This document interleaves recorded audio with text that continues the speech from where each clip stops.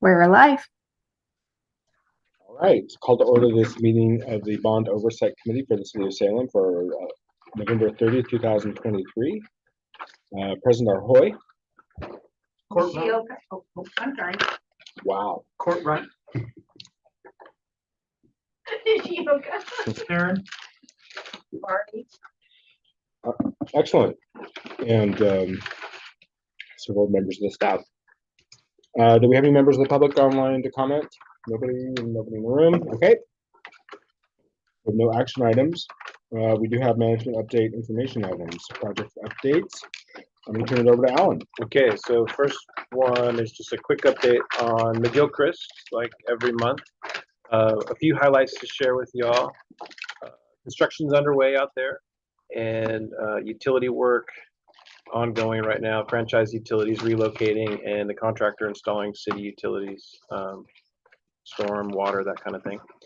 The big news is starting in January, we'll see our first closures out there to relocate the intersection. So January through roughly June, they'll be doing their work to bring those two legs of the intersection of 22nd square to each other. So digging out the road and getting everything based up to rebuild. So you'll see closures out there periodically through that time. And the notices for that first closure will start going out here in the middle of December. And we're working with our information folks to make sure that word gets out. It's also important to our folks at the shops complex because so many of our crews exit the complex and head south that way. So they're going to have to reconfigure how they get to where they're going. And later in 24, which is next year, the closure will shift to the west and we'll be able to reopen the intersection. And they'll start the one of the big culverts that needs to go in across the McGilchrist out there. So the intersection will be back open and 22nd will be open, but McGilchrist will stay closed between 22nd and 16th. Okay. A couple other things on future phases of that project. Right-of-way acquisitions are getting down to the final stages. We're down to I think about 4 left to go, and it looks like we won't need to do the condemnation on any. So moving forward there.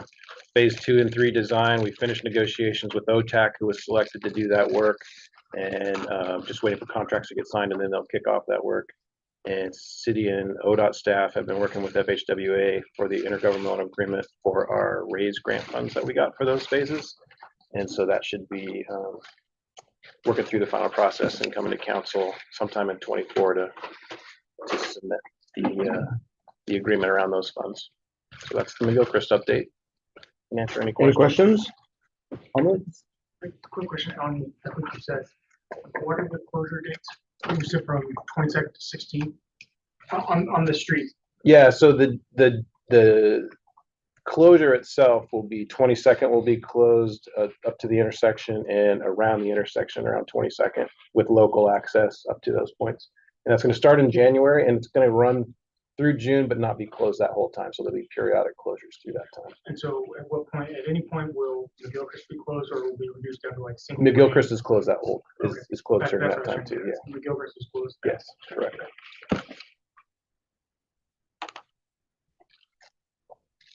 Any other questions or comments on McGilchrist? All right, it's exciting to see work finally starting out there. Enterprise Resource Planning Project, Josh. Thank you. And I'm actually going to turn over to Callie, who's able to join us to give us a quick update. Hi, everybody. I'm Callie Leinenbach. I'm the budget manager, but I am also the project manager assigned to this first phase of the Enterprise Resource Planning Project. So you can click. Like I said, this is the Enterprise Resource Planning Project. So if you don't know what that means, it's a little, I don't know, catchphrase. It's a software that manages and reports on day-to-day activities at the city, and those functions typically include accounting and procurement, staff management and project management, assets and inventory, payroll, and learning management. Each system is different, so it's not a guarantee that all those functionalities will be in the new system, but just to give you a flavor of what those systems do. So currently in this phase of the project, we're needing to replace the functions that are currently in our financial system at the city. So Oracle e-business suite, it's all of our financial functions and payroll and human resources. And then we're also looking at opportunities to consolidate functions performed in other standalone systems like budget, court, and accounts receivable. And then we're also looking to identify areas for business process improvement.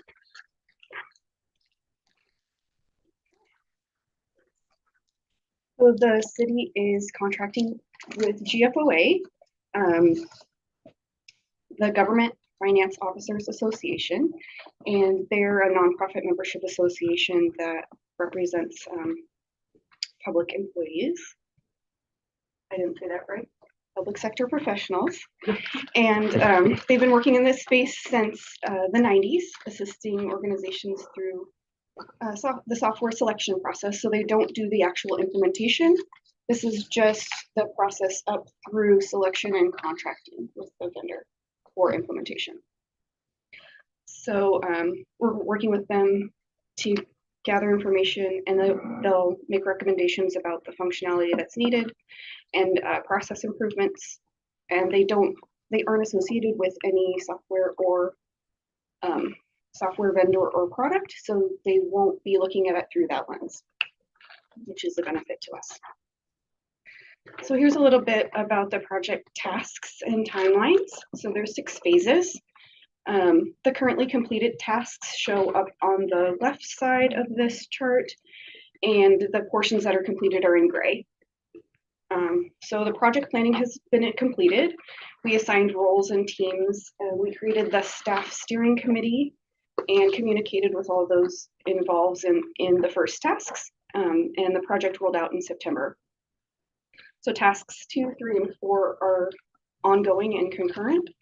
So the needs assessment, we've had a number of meetings with different staff groups, subject matter experts, to perform a SWOT analysis of the existing systems. There's just been many discussions and a lot of collaboration about what our current state is and what's needed for a future system. And then we've also been looking at, through those conversations, it's become clear that there are some opportunities for business process improvement. So we're documenting and identifying those areas, and then GFOA will make recommendations based on leading practices. And out of those meetings are also coming process maps for our current processes to help with that analysis. And the action plan, so that's task 3. We're taking the findings from the collaborative meetings to plan for the next steps. So all those kind of go together.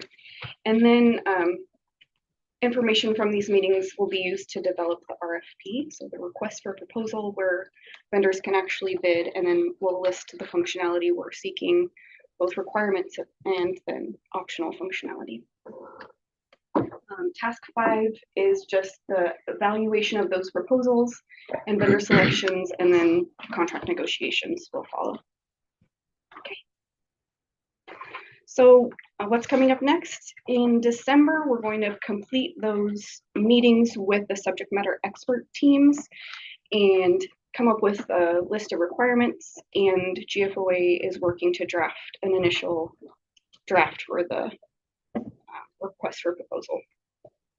And then in January, we're going to ask end users for their input on the requirements and analyze the list of identified process improvements for how to move those things forward, if and how to move those things forward. And then the RFP will open in January for 6 to 8 weeks. That's Questions? Linda? Yeah, you have Maybe. So is this also including the software that we'd be implementing on the utility bill? Is this part of that package, or is that a separate software? It's separate. So the utility billing system is underway and is expected to go live in February, I believe. Okay, so February of that's, what year? 24. next Check few that. months. Yeah. Good question. Well into implementation on that one. At least you know we're scheduled. Yeah, I know how that works with software. So then this one is really more for financial analysis and update. It's not to do with other billing operations. It's more employee. Am I understanding? So the financial piece is definitely a core, and then like HR information systems, and then anything else we can pull out of a segregated, expensive separate system and get into this suite of software is what we're trying to do, is really try to consolidate as much as possible. And so your end users are going to be helping you with that, it sounds like. Correct. And then subject matter experts, and basically there's an owner for each function of the software currently. So everyone's helping with that process. Yeah, it's very staff intensive and the timeline is fairly aggressive. I mean, we're What we just have to do. facing some end of life issues with our current system and wanting to get going on this, so, Our little episode with Hanson, for example, and friends. We had a Yeah. server go down over a couple days ago for a bit. that actually probably speaks into my question. I think it's maybe a little early in the process. Do you anticipate this being a purchase of software where it's you're hosting the software on a city server and it's your responsibility to do all that stuff? Or are we talking about like a switch to software as a service model where, updates are really just like upping your subscription and whatnot? I mean, Or do we know? I mean, it's not known at this time, but I think the industry is moving that way, and all indications point that it probably would be a cloud hosted type system. Like in this situation that we had recently, it was, they say a 14-year-old server that went down, and a 14-year-old server is almost unthinkable in my mind. it's gas filter. Yeah. Did you have something else, Keith? Yes, implementation is not a small task. It doesn't just self-implement. We don't just come in and install the software and hit reboot. There's no plugging or playing. In Olympia, we hired people for that work. Yeah. What's our plan?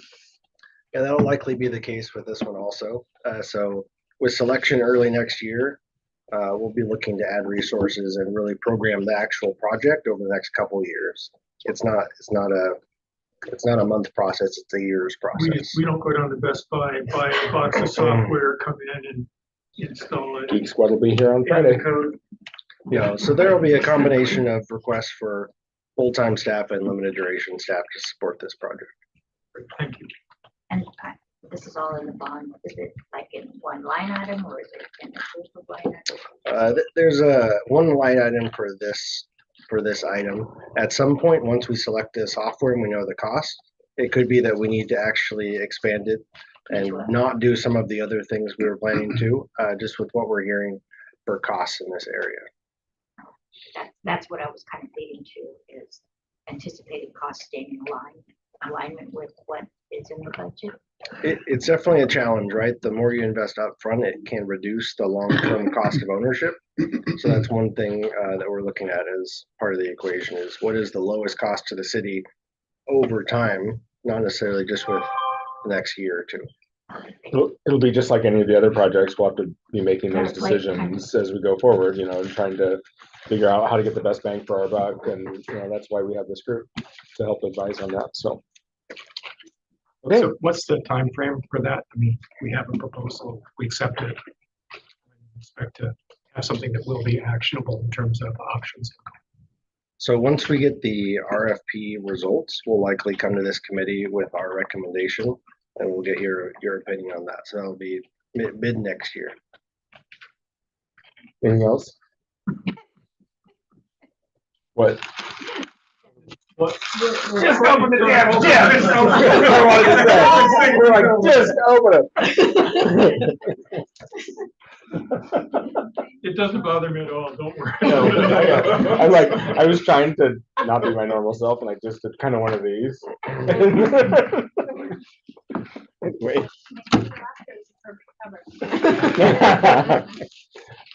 I was once in a training with I think there were about 500 of us there, and a person was opening a Jolly Rancher, and the instructor was very, very intense, and he literally just ran up to him and just, Open the damn mint. It's pretty funny. Anyways, all right. Construction cost update, Alan. Okay. Perfect. Yeah, that's the one. All right. So last meeting, there was a question about what's happening with construction costs and how that might impact our program. So just a little bit of information for y'all, and I think this discussion will continue as we start to flesh out costs as we go through design on projects. But a couple of data points that are easy for us to make comparisons on. So back in early 2022, in the, up through about May of the year of 2022 is when we were putting together the estimates for the bond projects. And so at that time, one really easy element to compare across projects is asphalt cement pavement, which is almost always bid on a per ton basis, and that's installed in place, right? So back at that time, it was $85 a ton, and recent bids, we've been right in the $130 a ton neighborhood. So I did the math on what that percentage is, but it's high. There's It's other, not double. yeah, not double, but but the next one is. Oh yeah, it is. So if I guess the other important fact about that is this, so if you just take that and look at all the pavement estimates across our transportation projects, that amounts to about a $5 or $6 million impact just on itself if that price holds. On all which projects? All the transportation projects. So All our projects where we have a lot of pavement So what about sidewalks? total So it's 5 to 6 million. across the program, Nine, just for pavement. right, but on 100. Correct. What about sidewalks and? Yeah. 'Cause we're talking about, So the other big when you say asphalt cement, are we talking about asphalt or we're talking cement? about like blacktop pavement. Okay, so that's That- not yeah, sorry. cement. Yeah. Okay. AC paving is how we refer to it a lot. Okay, I've never heard that. Asphalt is the binder and the aggregate is actually what makes the pavement. I'll stop there. Obviously. Yeah. So, but other elements of our program are things like concrete, like that makes sidewalks, base rock, those kind of things. And those are a little bit more difficult to compare from project to project because of how we bid the work may be different from one project to another based on what kind of work it is. But another easy one to compare across the two is curb and gutter, because that's almost always bid on a linear foot basis. And so there's another data point there where back in early 2022 is $25 a linear foot, and now it's like 50. Do we think this is just a general result of inflation? And because I know fuel prices are down. They're dropping. So Yeah. will there be is there like a lag? Like if fuel prices continue to drop, will this drop too, or is it more other inflationary things? I think all of those things are part of this, and I'll get to some of that in a minute. But the answer I think is we were probably behind where this stuff was in early 2022, and we're starting to see some of those materials come back down, but maybe not to the point where it's totally caught up with where we were. So we've adjusted ourselves to that $130 number for things going forward. Whether it'll retreat below that or not, I'm not sure. Okay. But I know what you're saying. Like ODOT's tracking of fuel and asphalt binder has definitely dropped since middle to late 2022. So there could be relief coming from that, but we haven't seen it in pricing yet. Okay.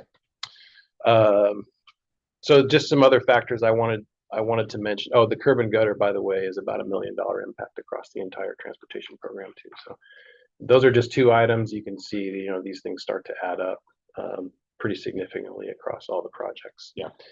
Some other factors I just wanted to mention, consumer price index, which is not necessarily a great indicator of construction costs, but it is something that we use for consultants that are working with us. That's their allowable rate increases from year to year on their contracts is typically tied to CPI. Those numbers had been between 1.5% to 3% until the last 2 years. They were 7 and 6.2%. So that's pumping up our design costs. Construction cost indexes that we track, we saw similar kind of increases over those 2 years where numbers they would normally be between like 3, 4, 5%, went up to 7, 8, 9, 10%.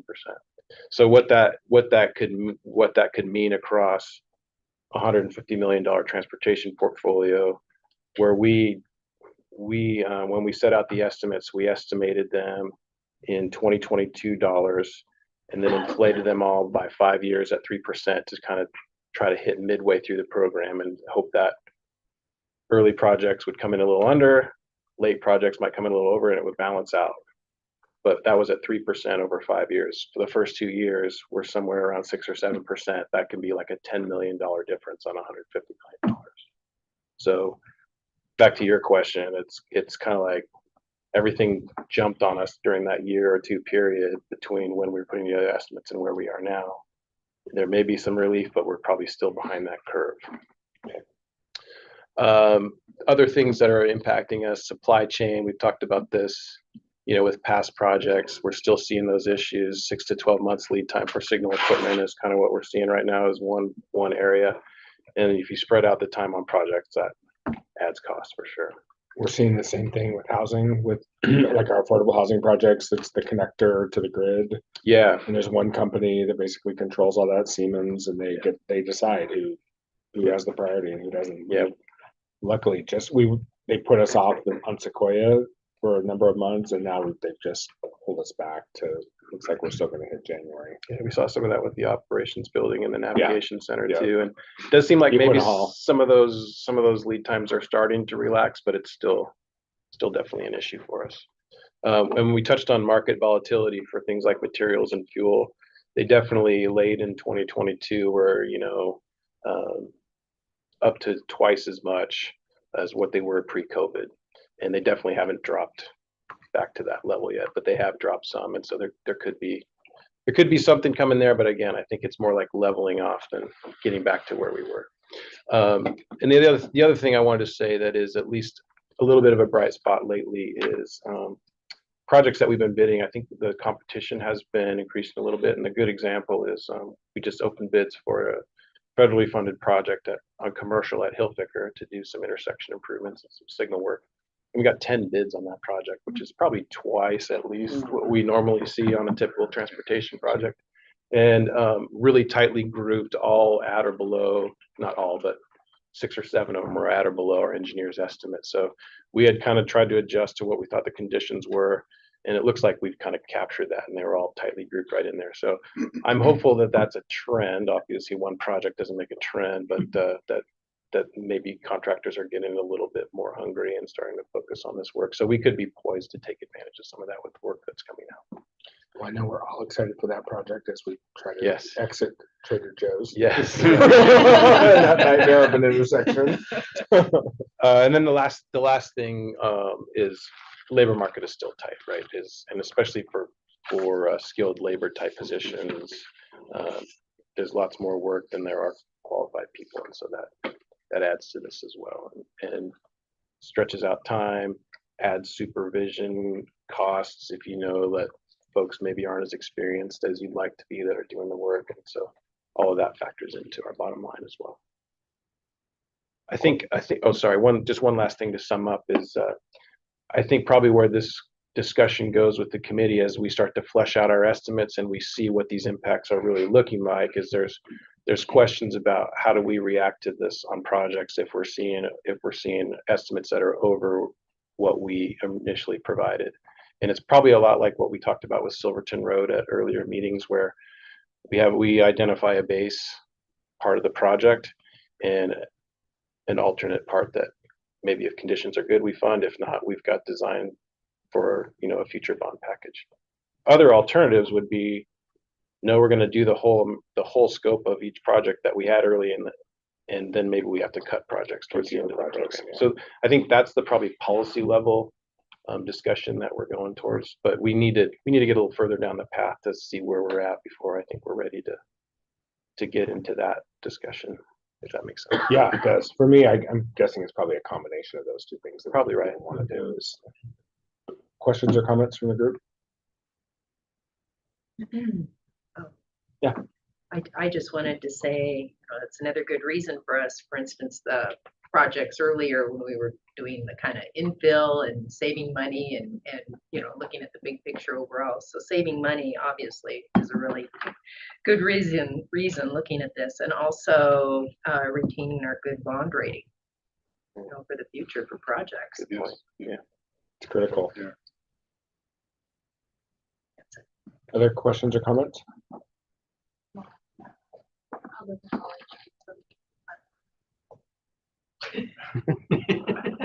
I was, I don't know what you're talking about. I'm always on the sidelines going, well, we've got this grant, so now you can sleep better. And I'm ignoring It's all good. facts, and I just want to apologize for No making worries. fun of you. I thought she was gonna apologize for the chips.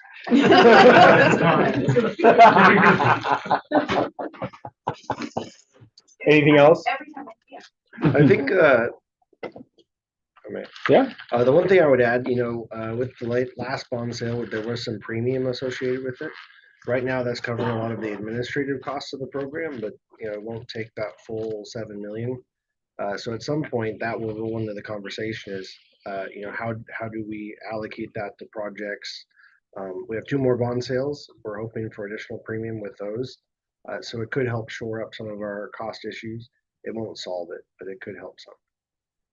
Thank you for that reminder. Yeah, Bob. I just want to say, I really appreciate this, and I hope we make this a regular item, because Yeah, we can do that. those are gonna be the hard decisions when we say cut back projects or cut out projects, Right. and just want to stay on top of it. Yeah, and I think it's really good to have that. So, because it's not top of mind for me, but we need to be thinking about it as we get ready to have those conversations about we're gonna do fewer projects, or we're just gonna do less scope in each project, and we need to be preparing ourselves and our colleagues for that conversation. Yeah. So Sounds good. We'll keep this as a recurring item as news kind of comes in with bids and that'd be great. where the designs are going. Might not need it every meeting, but maybe at least every other meeting or something. Sounds right. Okay. Anything else on that? Great. We're waiting for another report back to council on bond committee, from the bond committee about progress. This may be one feature. Let's make sure we highlight that for Okay. sure. Yeah. So we'll probably keep for January, if that's okay. Sure. All right. Anything else on construction cost update then? That's it. Okay. So now we're on to continued business parks, paths and trails, project selection process and criteria. Quincy. Yeah. And I see Rob is here as well. He is, yeah, he has a few things to add. Um, So yeah, last time we were here, we shared with you some criteria to help us prioritize our paths and trails in the parks as part of the bond bucket. And we took some notes from this group. We also went to SRAB and presented some of the same slides that goes with that criteria. And out of that, we came with the list that you see on the screen here. And then the staff went ahead and put percentages to for each of the criteria on how much they would weigh against each criteria. And so we went on the slides we're going to see here in a minute. We went through and actually kind of broke that down to further analysis, and then actually scored some projects so you can see how it plays out kind of in the real world. And so we're obviously willing to take feedback at this point. I mean, this isn't anything that is ironed out yet. So we feel like we want 45% for hazard assessment, for example. Then what, do we take a percent away from utilization or classification? So let's go to the next slide.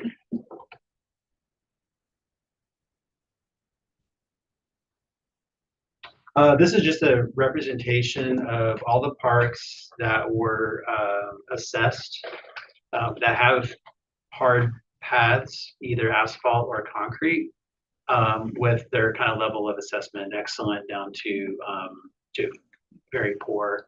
And then it looks like we also show the non-paved parks as well. And so just kind of I thought it was a good picture to see, okay, where are the trouble spots? Obviously, Minto is a very large park, and so has opportunity for more trails and more issues. That's that big red blob in the middle. But also Bush and Riverfront and Wallace, those are larger parks that have issues. But going down to the poor level, it's harder to see on the screen, but the orange, you can see little specks of orange. Most of those are the neighborhood parks.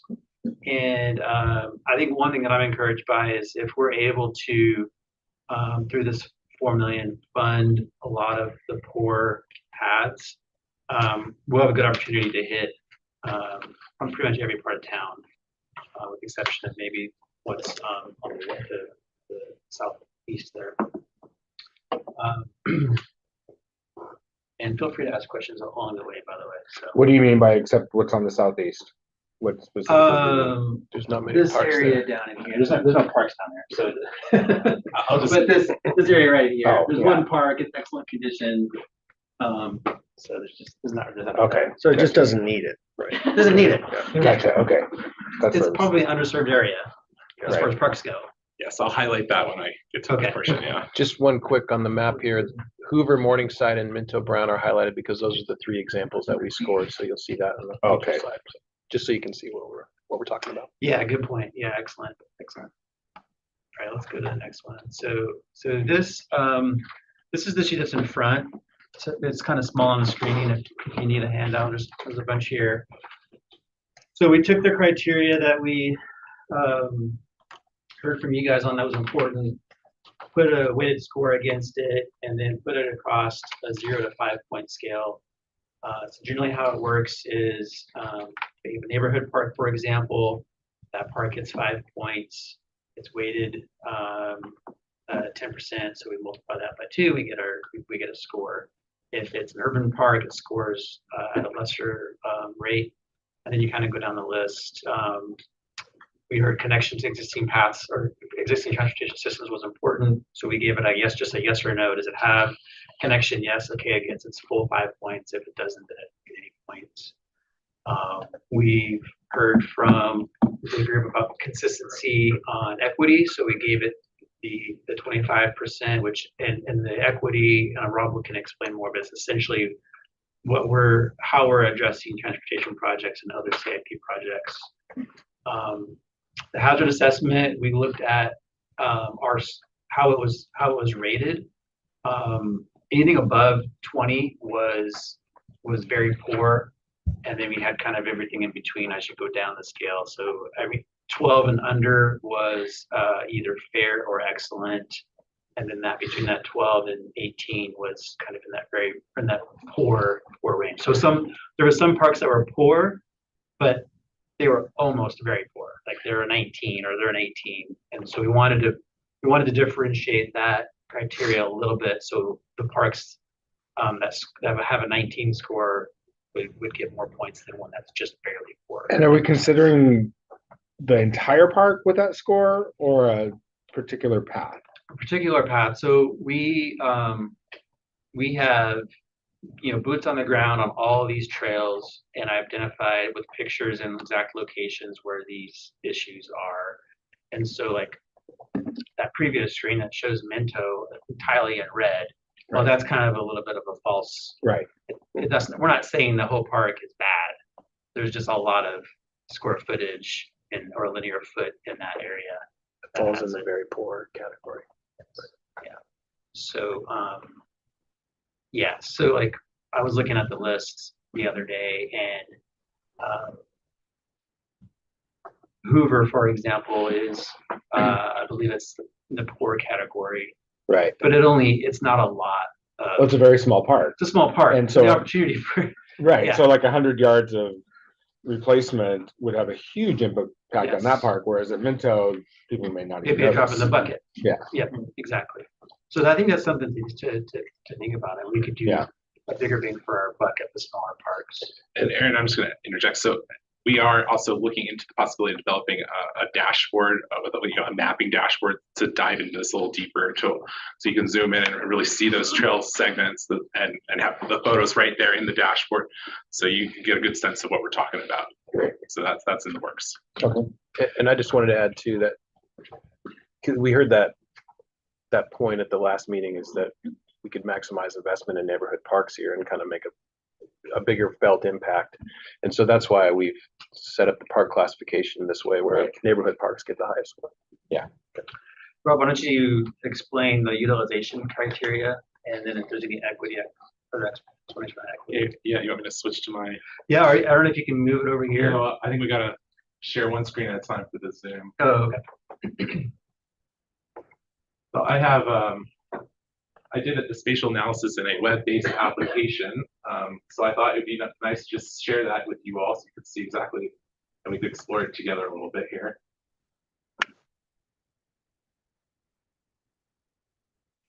Okay, I'm gonna You just start- gotta hit one more time Oh, over the I round. always forget that too. There you go. The utilization. Talk a little bit about this one. I don't like to reinvent the wheel. So I know of some studies that have been done in other places in the country looking at utilization of parks from a GIS mapping perspective, and there's a lot of different ways to do it. As we heard, the committee's interest in making sure that we look at basically spreading the population and assigning them to a home park. So so we're taking the city's overall population and we're kind of slicing it up, say, well, that chunk, they're closest to this park, and these folks, they're closest to that park. To do that, I developed a system here, all those colorful little polygons there. They're called Bayesian polygons. And what that means is they represent areas that are closest to each park. So here we have Cascade Gateway. This is the area of the city closest to Cascade Gateway. And then this barrier shows the division between the two next closest parks, so like Lee Park and Richmond School Park. So I did this only for our community, urban, and neighborhood parks. So there are some parks that aren't considered. Those would be our historic properties, our natural areas. So just the basic recreational facilities. I then use this tool to estimate the population within each one of those polygons to give us a sense of how the population of the city is broken out around each park. And this is the result of that analysis here. And then over here, I have a histogram of this data set, all these polygons. So we can see that this is just some things I want to highlight here is it's normally distributed data. It has a bell curve to it. And also just if we want to explore a little bit, if you want to, so what are those least populated, it's hard to see on this map, if you want to see the least populated park service areas, if you will, those are going to be found on the edge of town. Up here we have Ellen Lane Park, we have our Grice Hill property, we have our Reese Hill property, we have Bailey Ridge Park, these lower density areas on the outskirts of town. And you can see that trend also continues here. We have Fairview Park, which is rapidly developing, but it's an area that's developing in our town, making sense. So the data is skewed to the left there a little bit. The other thing I'm going to highlight just real quickly is we have clearly an outlier as well. So I want to pop that out just for a second. We have one park, and as Aaron made a mention to it earlier, we have Bill Regal Park. And this is a crude estimate, but it is estimating that park is serving almost 8,000 residents, just that one park. So obviously it's a small park. It's really, really important and good thing that it's in great condition. So I just want to highlight that. not for long. Is that where the prisons are? Is it counting those aides as residents? That is a great question. I would have to look into that. So I did. It's right there. Yeah, that is an excellent question. I'd have to look into that. So we did the census redistricting data from the 2020 decennial census, and I will have to see if it includes the term that Census Bureau uses. It escapes me now, but it's something I could look into. So I will do that before we finalize this map. Incarcerated. Yeah, incarcerated individuals. Yeah, That also looks to be your largest polygon. Is that right? That's right. That's because we have no other parks down here. That's what makes it so large. And then so then because we have this normal distribution, this bell curve, I felt really comfortable displaying the map into 3 buckets, and they all have 22 parks in them. So that's the reason why the map is colored that way. And I think that's really critical because that plays into the scoring and really is really important. That's an important decision in this map is how we line out that data into those buckets. So any questions on that generally? That's how we've approached utilization at this point. Stats 101. Yeah, Stats 101, yeah. So I had a good question. Thank you, Rob, because one of the questions I had when I looked at this was, is this potential utilization or existing? yes. Out of curiosity. And if you build trails, will they come? I mean, what I mean is if we improve parks, it's part of the reason that things are underutilized is because they haven't been improved. Right. You know? And I don't see a way to tie anything like that into this, but just a comment. No, I like your data. I'm a data nerd. I like histograms. Thank you. I didn't show it, but I even have a box plot down there. Again, just showing, just for fun. We'll see again, highlighting the Bill Regal Park there. I love this software. So if there are any questions, I will move over on to how we're scoring equity, just to show you all real quickly.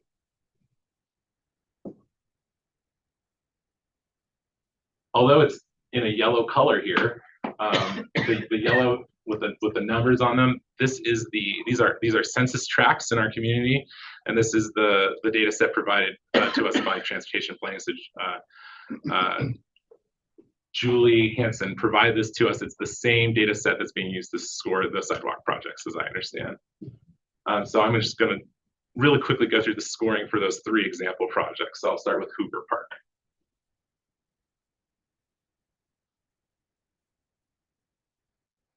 So this is Hoover Park. This polygon right here represents the half-mile walkable area around the park. This is a modeled theoretical area that the park the residents would be able to reach the park within a half-mile walk. And then I can see there that there are 2 census tracts that overlap that service area. We're just going to go with this highest scoring of those 2, and that would be 23. So Hoover Park would receive the equity score of 23.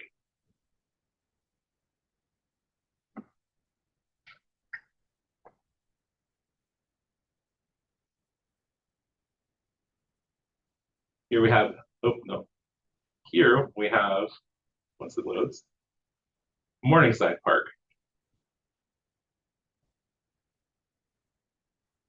And we have the half-mile walking service area for Morningside Park. And here we see it is overlapping with 3 census tracts. I'll zoom out a little. And they are scored 5, 5, and 15. So this would have an equity score of 15. The last one, Minto, is a little different, so I think it's worth just highlighting real quickly. Minto is a natural area, so it does not have a 10-minute walk service area. I only did this for our community, urban, and neighborhood parks. So this one, we're going to look at the actual census tracts the park is located in. It is a very large park, so it's located in 2. They both happen to have an equity score of 3. Zoom out a little, hopefully the 3 label will pop up. There, so there's the 3, there's the 3, so we would give Minto an equity score of 3. So that's our proposal at this point. So on the previous one, the Morningside one, it was 5, 5, and 15, so you just used the largest. The largest of the sets, yeah. Rob, I'm just wondering why we would treat what is a regional park that has a larger people's shed than a neighborhood park. You know, I would think we would think of that differently.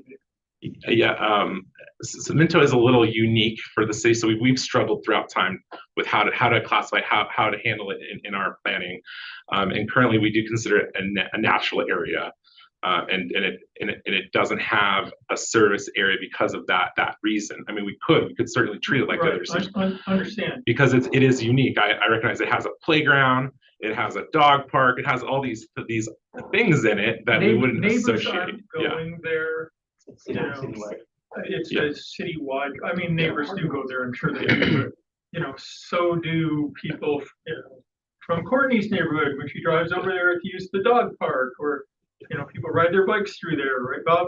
Yeah. So I think it has more of a community-wide perspective than just a neighborhood. Is there a way to get a broader equity score? Like, could we consider like maybe a 5-mile radius and whatever the combined equity score of that is? So they're not.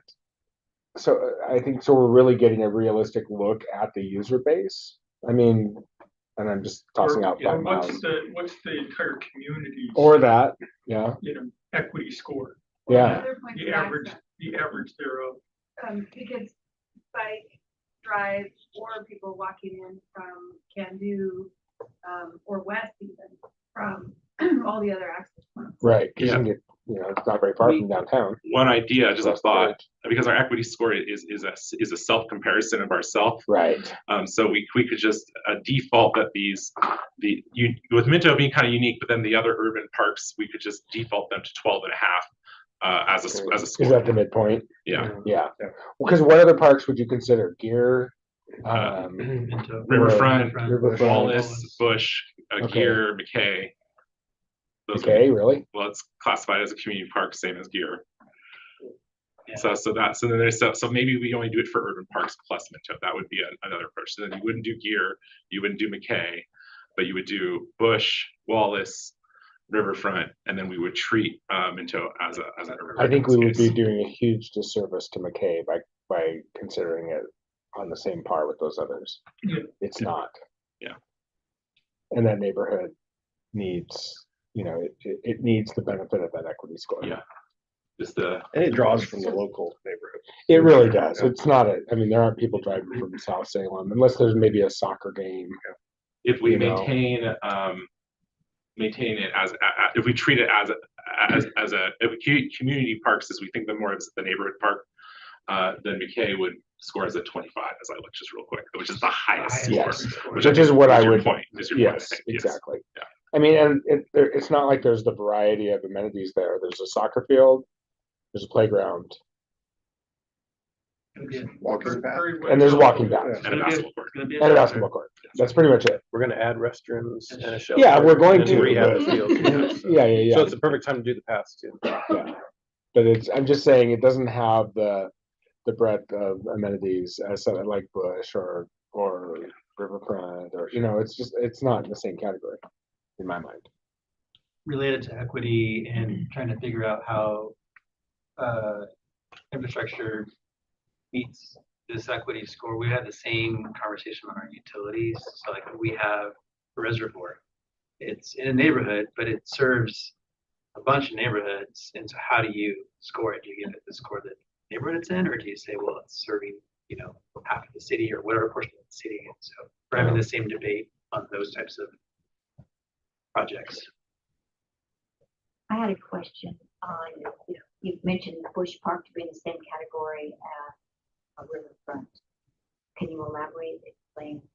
Yeah, Bush's Pasture Park and Riverfront Park are both classified as urban parks, intended to serve the entire community. So then hence the reason we would give them that default score. The neighbors nearby probably not say it, but I understand. I just need to be ready to answer those questions when asked. It's the only park we have with a college football stadium. Yes. And the only one with the soapbox Soapbox. derby track. That's true. There are many things. We have none of those things in McKay Park, I assure you. Yeah.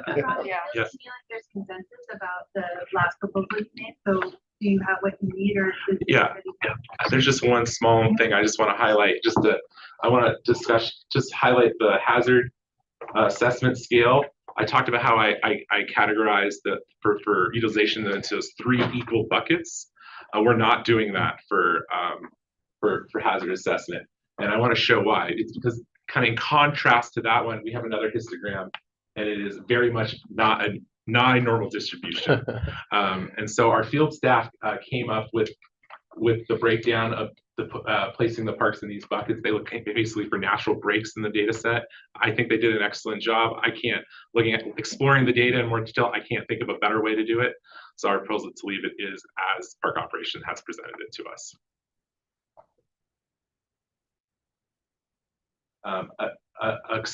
A statistical sign that you don't have a normal distribution is when your mean and median are far apart from each other, and that's what these 2 red lines are representing here. So this is basically classically a data set that is skewed to both ends and is a little odd. And that's it. So, yeah, I had a couple of questions. Is this, because I wasn't at the last meeting, right now we're specifically talking about paths and trails, right? That's correct. Okay. Are we only considering parks that have been through the master planning process? No, but we are only considering parks that have existing paid service pass in them today. Okay, Because this is about repair. of right, okay, existing rather paths. than. This isn't new installing new. ones. Okay, okay. So they're thank you. not, yeah, that's why those wouldn't, because there wouldn't be any paid pass in undeveloped parks, so. Okay, Yeah, okay, thank you. this particular bucket is pretty unique. It's. What feedback did you get from Scrap? Aaron, you want to speak to that? Sure. As far as criteria goes, they were really in line with what this group shared. Yeah, they really felt like utilization was important, and they really wanted to make sure that the smaller parks got a fair shake. And so that's the reason why we've scored it this way. Trying to think. Those are the two main points that I remember. They obviously want an update, so we're gonna go back once we have this finalized. We'll go back and give an update on that. Can you think of anything else? No, I think generally they were in agreement. Yeah. And we heard a lot of the same things we heard from this committee. Okay, good. Well, thank I you mean, for going there. I appreciate Just it. to add on to that, I mean, they saw the importance of rehabbing the larger parks that bring in the revenue, like Minto and Riverfront, but kind of in that same breath, like, well, but this is the opportunity to provide repairs to these smaller parks. So we got to weigh that balance. Okay. Did you have something, Bob? Oh, go ahead, go ahead. We'll add a couple of things. One, in overall weighting, I would put more weighting on utilization and hazard assessment. Let me give you an analogy from counties dealing with roads that they have to keep paved. At some point you say, we can't afford to pave all the roads that we have. So do we have some really underutilized paths in parks where we should just say, yeah, it may be in bad condition, but is it worth the investment to bring that up? Or are we better off spending the resources we have in other areas that get higher utilization? So just. But is the poor condition driving the poor utilization? That's one of the things you have to wrestle with in making that decision, no question. But you can also be driven by the hazard to make an investment that you may not think is worthwhile. Right. And especially given the very strong weight that we put to it in versus utilization. I'm thinking about the high score for neighborhood parks, and I'm trying to think of neighborhood parks that have paved trails. I'm sure Rob could fill us in on some. Hoover's neighborhood Yeah. park. Okay, In this consider, we actually use College Heights. It has a paved path in it. It's one of the access points to it, so it would be considered a neighborhood park with a paved path in it. okay. Just Okay. so they're Right quite in a your few- neighborhood, Wait a minute. just up the hill. No, I know, but the path itself isn't paved, just There's the access. there is an access path from the north side of the park, Oh, and it's asphalt, and it is very poor so it's condition. just that little bit Yeah. from the little cul-de-sac over to the park. So that's what you're talking about, rather than the actual path that people use. Okay, Yes. okay, now I have a better understanding. Yeah, and that's, I mean, it's important to know, and it's hard to know from what we're showing you here, but some of the parks don't have a lot of area. I mean, we could literally go in there, knock it out, and get excellent condition paths, and then be on to the next park. Right. By spending just very little. I mean, it's been more just getting someone mobilized. Right. And so I think ultimately what we're going to want to do is package these into a big package so that we give a contractor like, hey, you're taking care of all of these parks in this area, and so there's efficiencies that way. So Okay. It's making more sense. Thanks, Rob. Thank you. Okay. let's go to the next slide while you're there. Drive for me. Oh,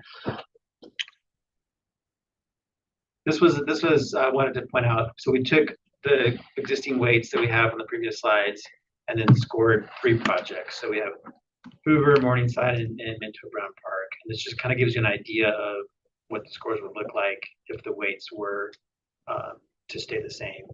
And so what you see is, and this would obviously change if we go with the 12.5 for Minto. But that the equity really has a big impact, obviously being 25% of the score. So anyway, we just kind of wanted to show. If we made the same change we talked about in K Park and designate it not as an urban park, which I have questions about what other impacts that has, where that coming from. would we see McKay in relation to the middle? I think McKay would score really well, It's gonna try, right? because it's gonna have a 10. It'd probably be a 9 under park utilization. I'm guessing. I'd have to pull the map It back might be a up, little, yeah. maybe a little bit less. It doesn't have connecting paths. It certainly does have a connecting path. Oh, Yes, does it has. it? It certainly Oh, you're right, does. it It does certainly show the does, school. yes. Okay. So Next two neighborhoods. it would score even higher than Hoover. So for purposes of this committee, right, are we tied to that designation as an urban park? Is that driven by some city So- code or something like that, or? Yeah, the park system master plan has been adopted by city council, and it does identify the classification of our parks. And to be clear, so McKay, Gear, Woodmansee, River Road, these are community parks, and so we will treat them essentially as community parks. And the differentiation we're making is between community and urban parks. So urban parks are the one that under equity we would give them the default score, not community parks like McKay. Okay, yeah.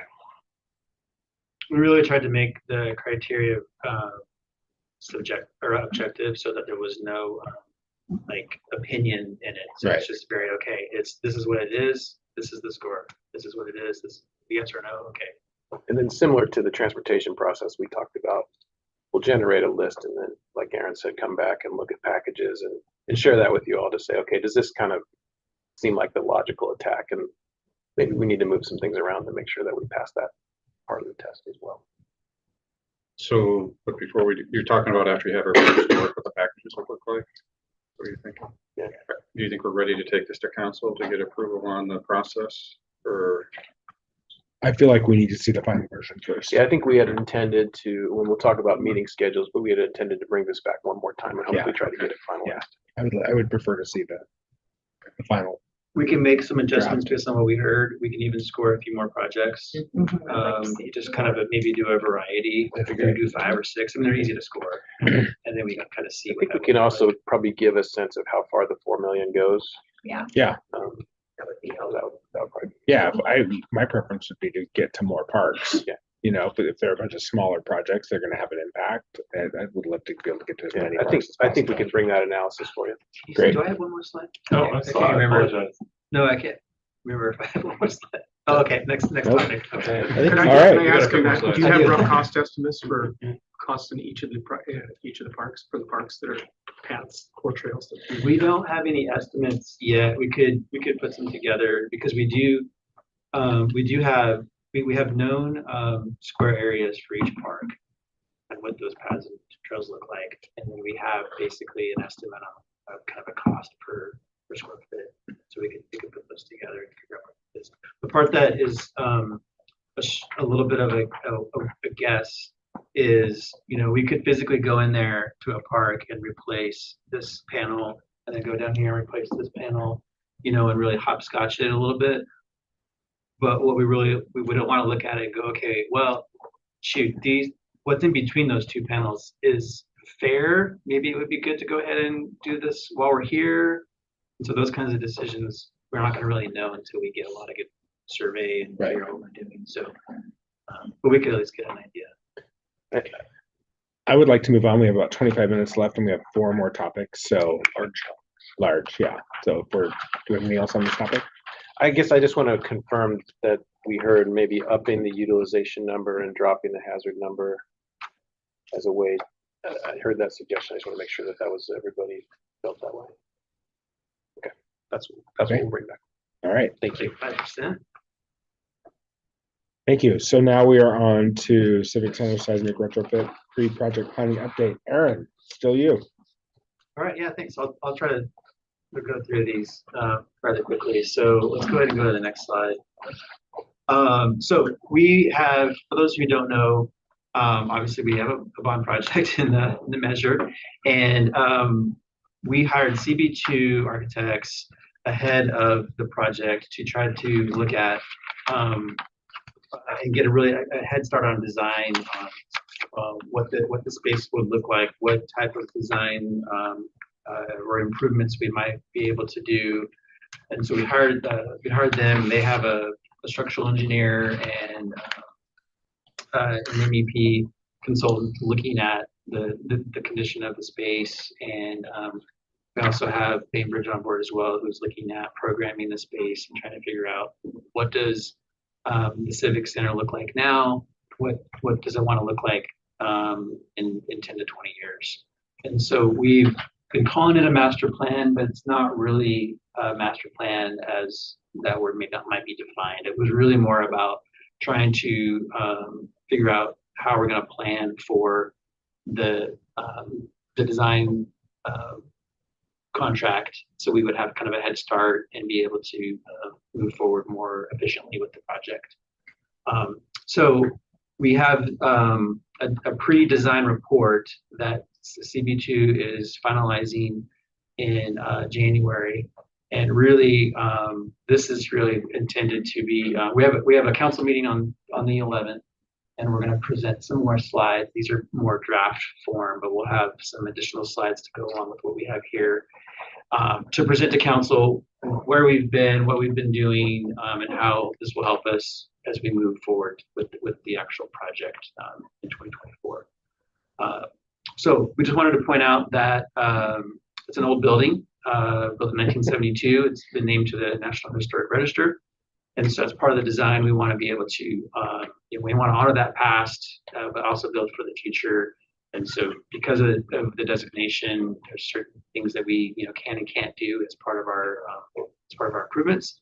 So that's just something we thought was really important for that design team to know that going into the project. And then just creating more accessible government. So the theme of the original design in 72 was government was accessible. You could, you were part of the conversation, part of the government. So you can see that in the pictures that it was, at that time, it was very much a lot of political activism. And so that still resonates today. So we want to be able to continue to improve upon that with our new design. Campus organization and concepts. So we have a lot of really good outdoor space covered in non. And we've got great views from the space. And so we have, it's accessible by the public, but how can we make those areas better, more inviting, make it so that it's just more attractive for not only for the employees that work here, but also for the public that uses the space. And then lastly, architectural expression. Obviously 72, it's a realistic style. So that's part of the reason why it made the designation. There's not a lot of buildings like this. So what can we do to continue to honor that and kind of use some of the same materials? Similar to the library, we were able to enhance it, but in a way that kind of made it look better, look nicer in the long run. So More concrete. Yeah. But prettier. All right, you can go next slide. Got to lean into the concrete. Can you remove that whatever that? There you go. Thanks. I don't know if I can. So with the project, obviously there's a lot of challenges. I think we skipped a slide. Here we go. So exterior challenges, which is really the customer experience, the folks that come here for services. This is what they see. They don't necessarily see the seismic vulnerability, but it's kind of well known that this building is not built to the seismic standards. So that's the number one challenge and the number one goal of the bond. We also have some spaces that are unwelcoming and lack safe and secure presence, and so that's going to be another important challenge that we try to meet with this project. And then poor wayfinding. It's been a long-standing issue for this space because of the way it was designed with really no front door. You can kind of come to the building from any point. It's created a lot of confusion. You get here, even folks that are familiar with the space can still get lost. And so we're really trying to dial in, okay, how do we create a more concise, front door, if you will, and so that when people come here, they can find their way and not be frustrated when they get to actually find a person. Then we have the interior challenges, and this is, again, more operational efficiencies, kind of what the staff sees on a day-to-day basis. Obviously, with the age of the building, we have poor building operation and performance, which leads to high costs. We have department compartmentalized. There's a lot of silos within each floor, and then all the floors together. So you have to go out to come back in. It's just it's just not very efficient. So that'll be one of the challenges we try to meet. It may not be with this project. Some of the stuff some of these challenges that we have are really civic challenges. And so as we go through this project, we'll prioritize, okay, what can we do with the bond money? We want to make sure we address the highest priorities first. And then lastly, antiquated, underutilized workspaces, just trying to make things more ergonomic, more efficient. So this is just kind of a recap of the goals, taking those challenges and setting goals. We want a resilient, safe, sustainable building. We want to make it more inviting and accessible, and we want to make it a modern space for staff. This is a busy slide. I have it printed out so that you can see it more clearly. We're going to actually break this out when we go to council for that meeting. But essentially, it's just kind of an overview of what we've been looking at from a site standpoint on how we can make some improvements to create that better visibility, curb appeal. And so, an example is people drive by, people that have lived in the city for their whole life sometimes don't even know where the city hall is.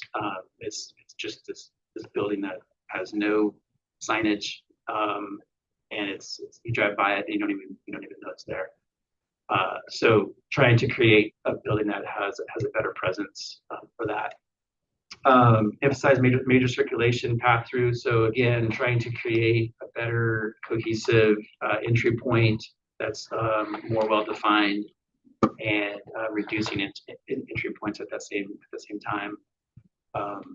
There is a desire and there is money in the measure to revitalize Peace Plaza.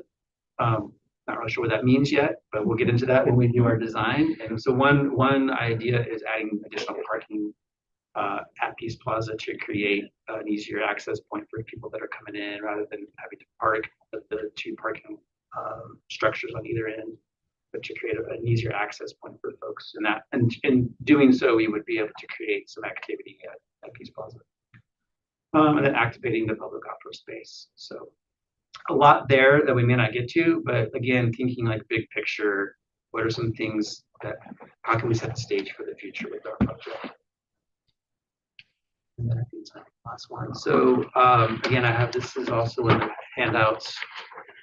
Obviously we have 3 levels. So with the design, we've been looking at how do we create a more efficient environment for staff, but also for the users.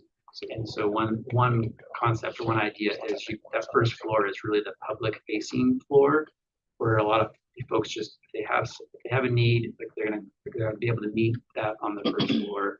And there may be some on the second floor, that's semi-public area, where you have some areas where folks would need to maybe, okay, I can't get completely addressed on the first floor, but I can go to the second floor.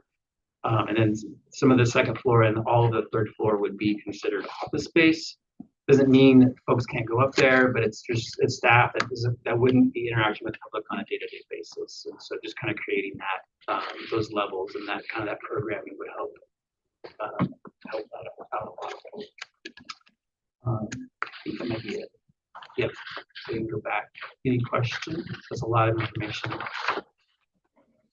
Aaron, I was wondering yesterday, we've done a lot of work in regards to programming the building and the capacity of the building, and are we not planning on sharing any of that, or what's the status there? We actually are going to share it. Okay. Right before the slide that was missing. Yes, we actually met with the design team right before this meeting and talked about, when we shared it with you, we hadn't had a chance to kind of vet these slides, and so it was very rough. It's a little less rough, but yeah, that's an important slide to show.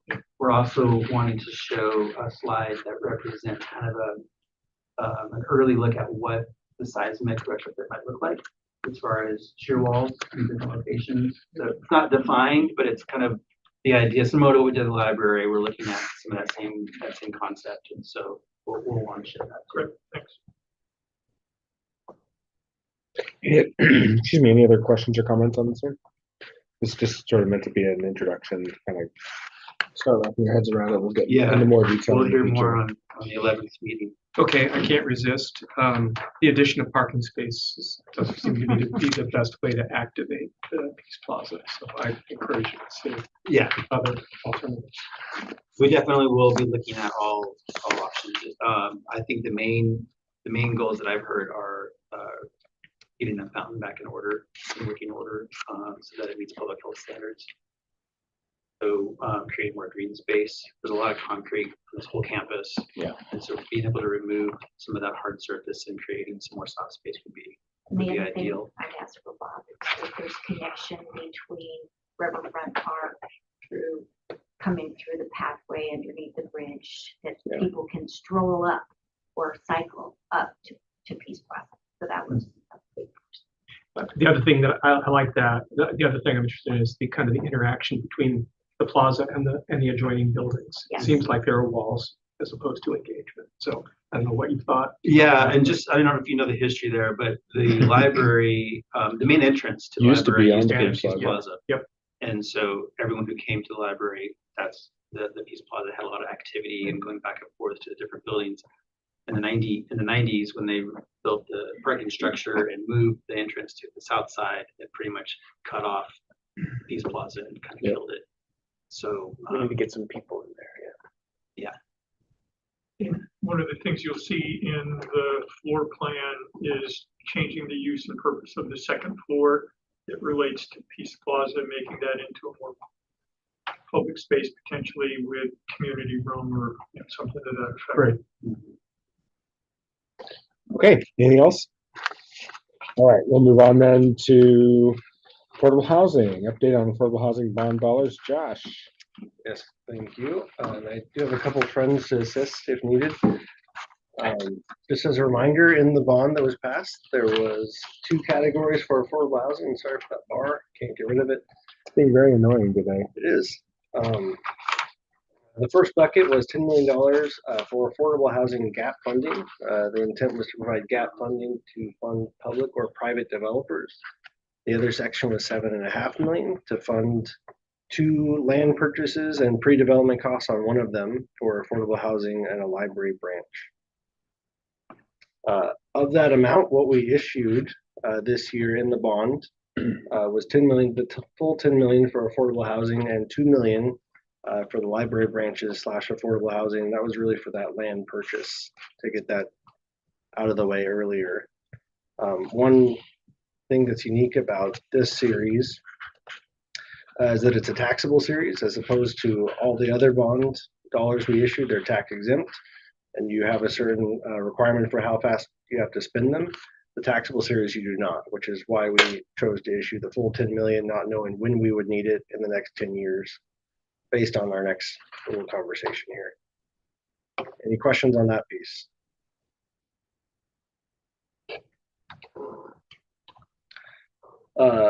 So that top bar you can't see is for ballot language restrictions. No difference than the tax exempt side. You have to use them for capital costs. You can't use them for people or operations or anything like that. One thing we found out after the bond was passed was that the land or improvements would have to remain in public ownership. This is something we didn't anticipate when we issued the bonds. We thought we could provide them directly to private developers. Instead, we have to have improvements or purchases that remain in public ownership. So this could look a few different ways. The three areas we were looking at is really a bundled project. So if you were to combine the full 17 million together, look at a single project, look at specific projects, not necessarily issued to many different projects, but 1 or 2 larger projects to use up the $10 million, or also a land trust. And Kristen can go into that with more detail if you're interested. I'm gonna go back to the specific projects for just a moment. There are a couple of different ways that we could do that. Could you introduce yourself? Yeah, I'm Kristen Rutherford. I'm the community and urban development. Thank you. A frequent barrier or hurdle that has to be overcome for affordable housing is offsite infrastructure. So one way to address the ownership piece would be, let's say that you've got a road improvement that is necessary. That would stay in city ownership. So rather than providing direct or grant funding to the housing piece of it, it could go to fund other infrastructure that is needed to make that feasible. We had that out on 27th Street. Right. Yeah. Yeah. For that Yeah, project. that's a perfect example of how that could work. Or, you know, over in West Salem, this has been a big hurdle for Applegate. Yeah. Because of the Wallace Road. So then the land trust option, this would be another way where we could partner with somebody and we would acquire or own the land. And that would subsidize the development of the house. And then we would retain ownership, do like a 100-year along those lines. That could be used for multifamily or for single family housing. So we're not looking for resolution today. This is really just to start the conversation. But wanting to get those options out there, and it specifically relates to the next item on the agenda. But we wanted to make sure we talked about those limitations and going forward, and really, you know, some general thoughts about, you know, 1, 2 larger projects or wanting to try to spread it out more. It doesn't seem feasible to do some kind of application with this limited funding and our restrictions. It'll really be pretty unique, catered negotiation with a developer to figure out how it works and what we can help with. Are you asking for feedback now? Only if you're prepared. Otherwise, we can jump to the next subject. My thought is fewer projects and not, you know, I would rather fund a couple of really great projects, specifically, you know, like something with a potential branch library in the future or something like that. Some multi-use, mixed-use kind of thing. Yeah, to really see that idea come to fruition. This is really going to take some significant dollars that we probably don't have access to other than in this bond to do that. So that's my input. Okay. Anything else from anybody? Any other thoughts? Okay, we'll move on to affordable housing opportunity. Dan Atchison. All right, so this next subject, Dan Atchison, City Attorney. And this is a potential acquisition of the old Salem General Hospital property located on Center. Can you go to the next slide? Great, thank you. Size in the back of my head. The property is approximately 10 acres. It's composed of 3 tax lots as multiple zones, mixed use, commercial retail, and commercial office. The purchase price would be about $4 million. It's appraised at 4.25. This is sort of a unique opportunity here in that we're not looking to acquire the property and keep it long term. Salem Hospital is engaged, next slide, with Greenlight Home First LLC, which is a regional affordable housing developer. They have a purchase and sale agreement for Greenlight to purchase the property from Salem Health. They've recently extended that purchase and sale agreement through the end of January. They've run into some problems in that Greenlight most likely will not be able to close by that time, and for various reasons, Salem Health is not going to extend the purchase and sale past that. So the parties have come to the city at the city manager's office and asked to see if we could help assist in getting this transaction closed. Can you go to the next slide? So what we're looking at is for the city to take an assignment of the existing purchase and sale agreement. So we would step into the shoes of Greenlight. We would close on the property by the end of January of 24. But we would not have to pay Salem Health for the purchase price with counting earnest money is about $3.8 million. We would not have to pay Salem Health until the end of December of 24, so essentially a year from today. We would then execute a purchase and sale agreement with Greenlight, so they would purchase the property from us, pay us the money that would be owed to Salem Health, and we would convey the money to Salem Health. The catch is if Greenlight, for whatever reason, isn't able to close with us, we would then be obligated to pay Salem Health that 3.8 million purchase price, and that's where the bond money would come in. So as a worst case scenario on this, we have a 10-acre property that's flat. It's situated in the center of the city, and it's frankly ideal for affordable housing development. It's adjacent to the Yaquina Hall Salem Housing Authority development. It has access to transit, access to parks, which is the park next door, and would be a good candidate. If this property was up on the market, it's something that we would pursue for future development with the bond anyway. But at this point, we're not looking to keep it for the city or the housing authority. We're looking to help this existing developer get to close on it. They do have a pretty unique affordable housing development on it. It's about 120 units. And actually, I don't know a lot about the specifics of the development. I think the mayor can probably speak to what they're specifically proposing. It's really meant to be a multicultural affordable housing project with specific culturally responsive programming for the Hispanic community and Black community. It's a kind of a joint project with trying to target that specific population with some really, I think, really cool and unique things for Salem that we haven't really seen much of before. So it's a really exciting project. In addition to Greenlight has confirmation of a funding grant from Oregon Housing Community Services.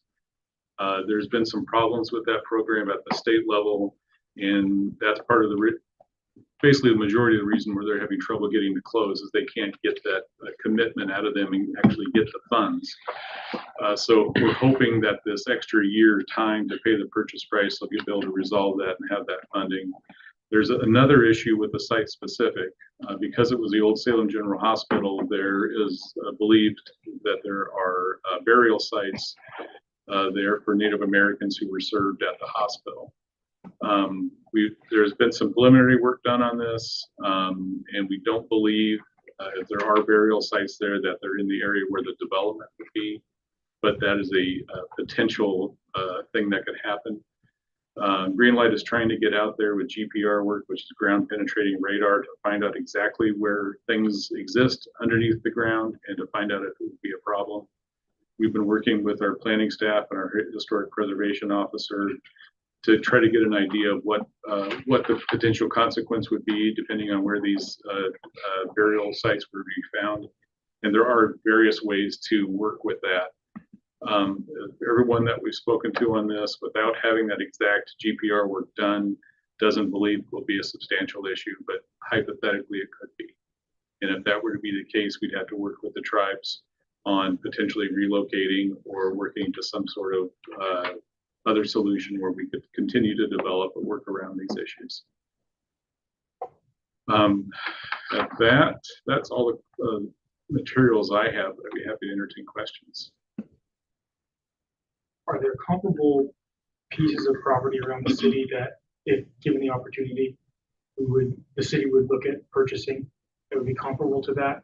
I guess my point being that we have the opportunity to sort of like buy a potential option now, right, for purchase in a year. In that year, probably not going to do anything with those funds anyways. If the deal falls through for Greenlight and city moves ahead with the purchase, are we giving up an opportunity as a city to purchase a different property that's maybe even more ideally suited? Yeah, I can speak to that. As we've been looking at properties for the last couple of years for this and also for our community development block grant program. And this is a unique property. Every other property that we've looked at has greater challenges from an infrastructure perspective. It's not as readily served as this one is. And then also the access to services. So, you know, I'm looking for the last couple of years, we have not yet found another property that we've jumped on. We are still looking. Yeah. So I'd also say that $4 million is a lot of money, And it's a significant portion of the money we have available. It's not all of it. It's not even half of it. So if there's other opportunities that come about, we would have. And $4 million today probably isn't the same as $4 million a year. Right.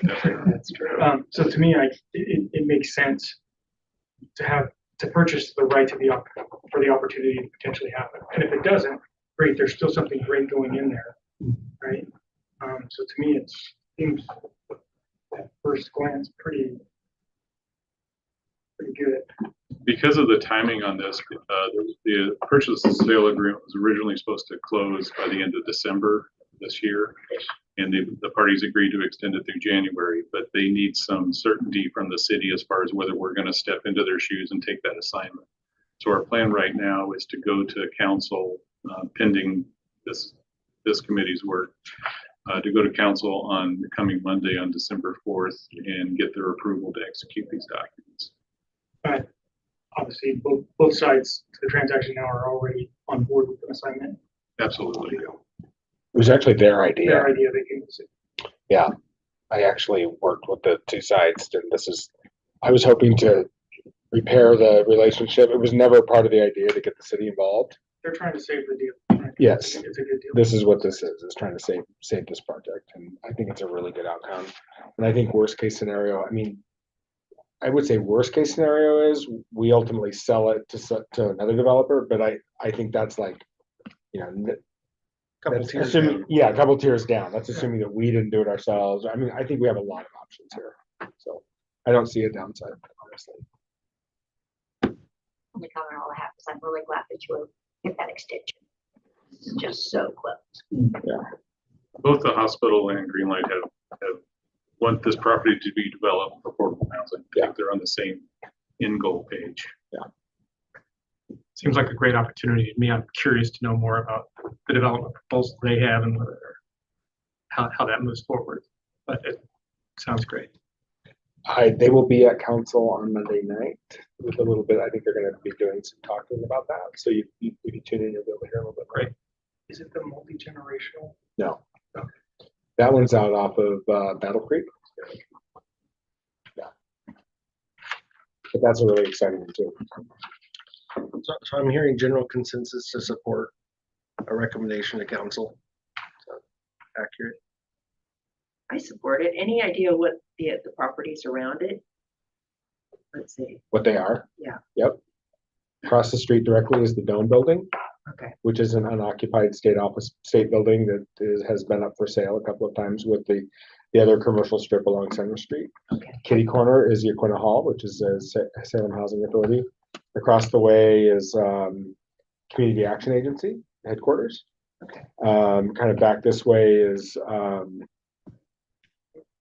there's a few different things. There's the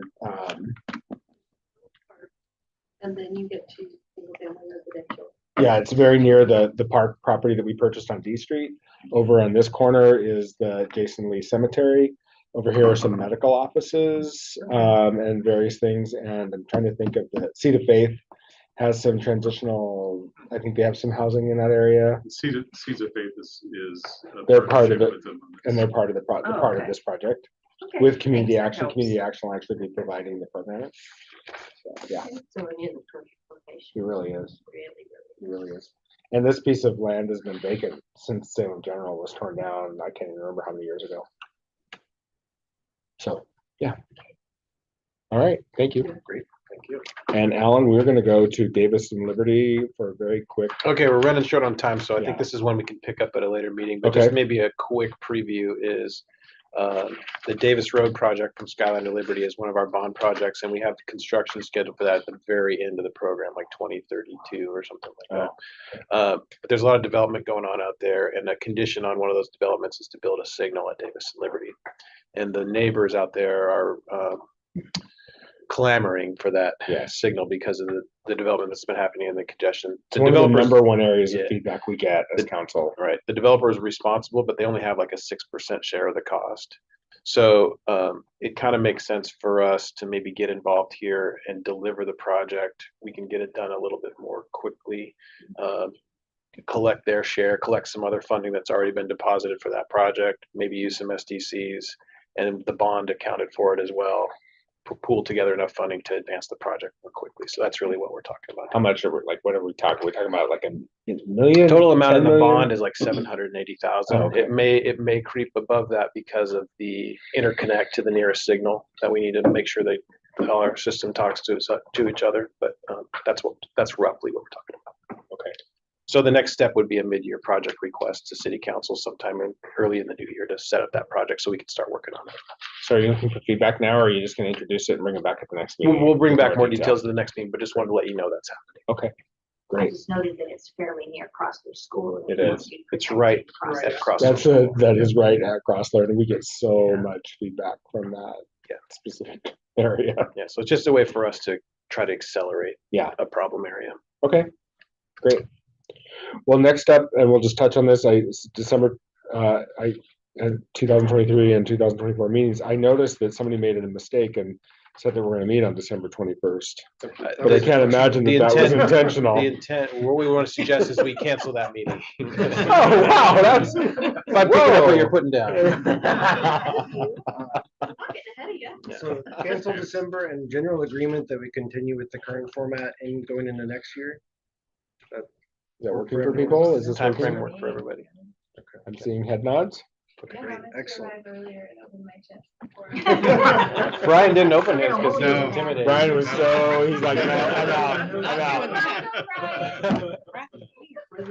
Well, thank you, everybody. Thanks for all the good work. We're adjourned.